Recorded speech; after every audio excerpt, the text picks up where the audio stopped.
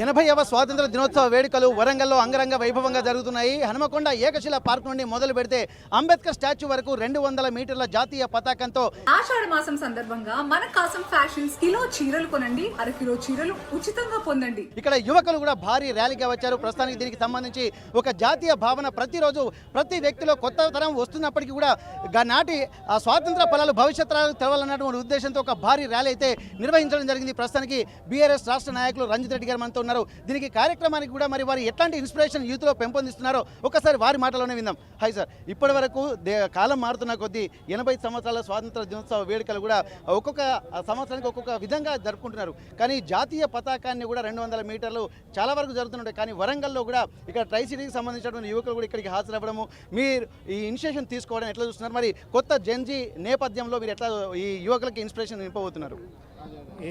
మనకి ముఖ్యంగా 80వ స్వాతంత్ర దినోత్సవం అందరికీ. కానీ మనకి స్వాతంత్రం వచ్చి 80 సంవత్సరాలైనా కానీ ఈ రోజు వరకు ప్రతి పేదవానికి నాణ్యమైన విద్య, నాణ్యమైన వైద్యం అనేది అందట్లేదు.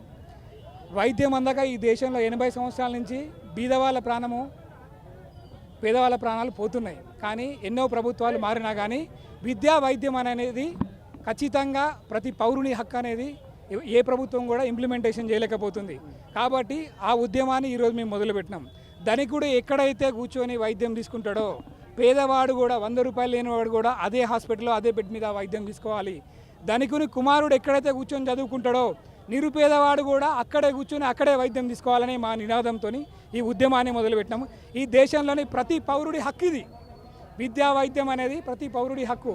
ఈరోజు మా కార్యకర్తలు ఎవరంటే పిల్లల్ని చదివించలేని తండ్రి, డబ్బులు కొట్టి విద్యను కొనుక్కోలేని తండ్రి మా కార్యకర్త, మా ఉద్యమ నాయకుడు.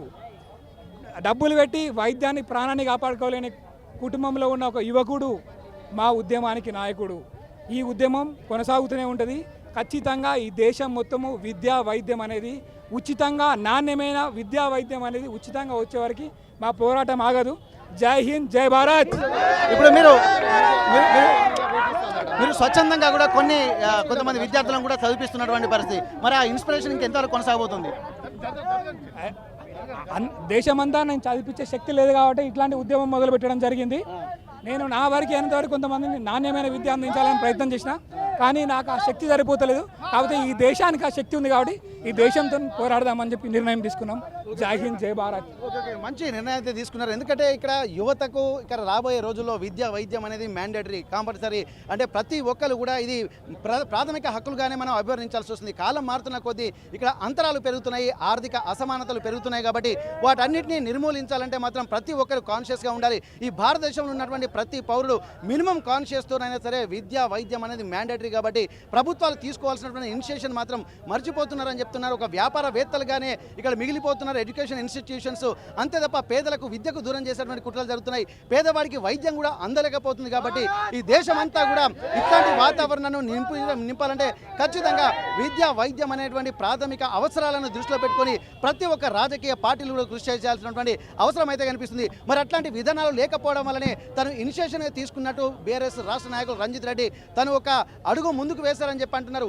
ఈరోజు జరుగుతున్నటువంటి ఈ కార్యక్రమం, ఈరోజు 80వ స్వాతంత్ర దినోత్సవ వేడుక సందర్భంగా మొదలైనటువంటి ఈ ఉద్యమం మాత్రం అట్లాంటి సమసమాజ నిర్మాణం, సమానత్వము, విద్యా వైద్యం అందరికీ అందుబాటులో ఉండేదాకా పోరాడతామన్నటువంటి ఒక సూచనలతో పాటు ఒక మెసేజ్ కూడా ఇస్తున్నారు, ఒక కాన్ఫిడెన్స్ వ్యక్తం చేస్తున్నారు. ఇప్పటికే ఎంతోమంది అనాథ పిల్లలకు కూడా చదివిస్తున్నటువంటి నేపథ్యంలో భవిష్యత్తులో ఇక్కడ దేశమంతా చదివించాలంటే శక్తి సరిపోదు. కాబట్టి అందరూ ఏకతాటిపైకి వస్తే దేశాన్ని ఒక సుభిక్షంగా ఉంచడంలో ఇక్కడ ఏమాత్రం కష్టతరం కాదన్నటువంటి ఒక మెసేజ్ మాత్రం ఇస్తున్నటువంటి పరిస్థితి.